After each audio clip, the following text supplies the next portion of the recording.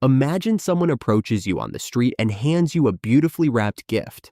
It is completely free, given with a warm smile, and requires absolutely nothing in return. But the moment your fingers touch the box, your heart rate spikes. A wave of intense anxiety washes over you, and your immediate instinct is to shove the gift back into their hands and apologize. In psychology, this is known as the praise paradox. For millions of people, a sincere compliment doesn't feel like a reward. It feels like an unprovoked threat to their emotional safety. While society views praise as the ultimate positive reinforcement to a specific psychological profile, it operates like a psychological weight, an unearned debt that they instantly feel a desperate need to repay or completely destroy. To understand why kind words cause panic, we have to look past the surface and examine the intricate defense mechanisms built inside the human brain. When we are praised, our social ego is forced into a spotlight that we didn't ask for, exposing a deep rift between how the world sees us and how we secretly see ourselves. This discomfort isn't just awkwardness or simple modesty. It is a sophisticated, deeply wired survival strategy designed to protect a fragile internal identity from being shattered. Every time someone says "good job" or "you look wonderful," they are inadvertently challenging a complex system of beliefs that took an entire lifetime to construct. Welcome to the hidden psychology of the praise barrier. When praise strikes, the brain's defense mechanism activates instantly. Most people don't even realize they are doing it because the response is lightning fast, habitual, and deeply practiced. Psychologists categorize these deflections into three distinct walls. The first wall is minimization. This happens when you immediately shrink the scale of your achievement.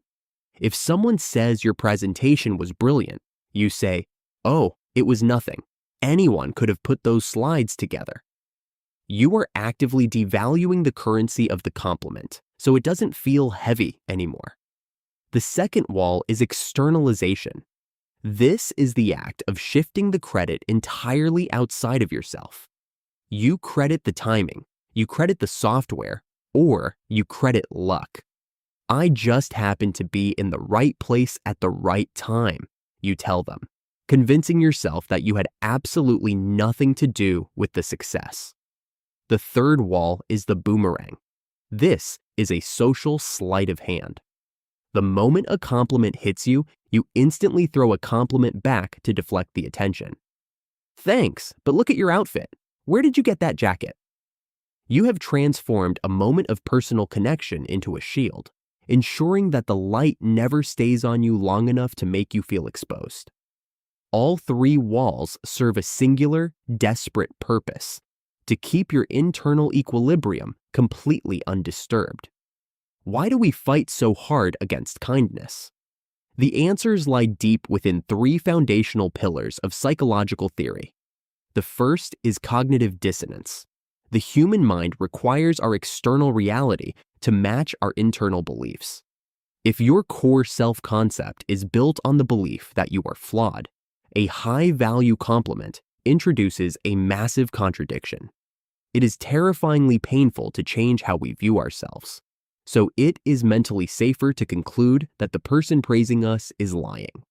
The second pillar is sociometer theory. This theory suggests our self-esteem is an internal monitor of social acceptance.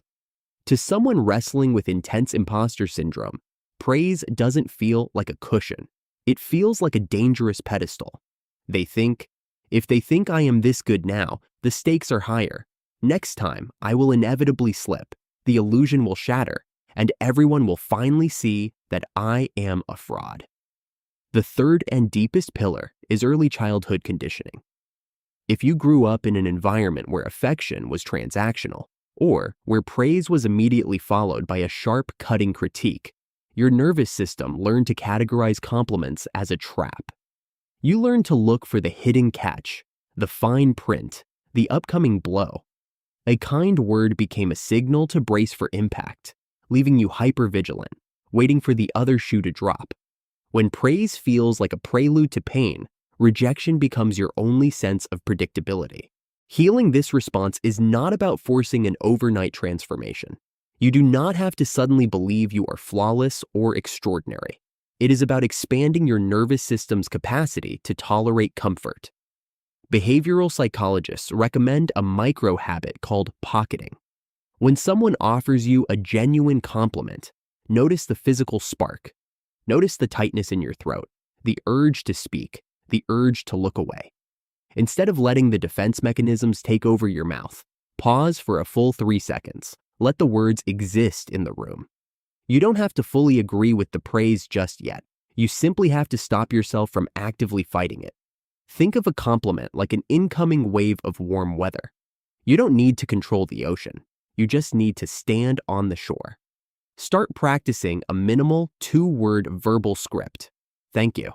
No justifications. No shifting the blame to luck. No return fire.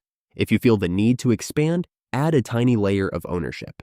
Thank you. I worked really hard on that project and appreciate you noticing. By leaving the compliment intact, you begin a process of neuroplastic rewiring. You are teaching your brain a brand new vital truth. You are safe to be seen. You are safe to be valued. You do not have to pay a tax or carry a debt just because you did well.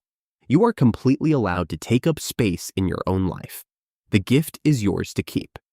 Gently put it in your pocket, take a breath, and simply let it stay.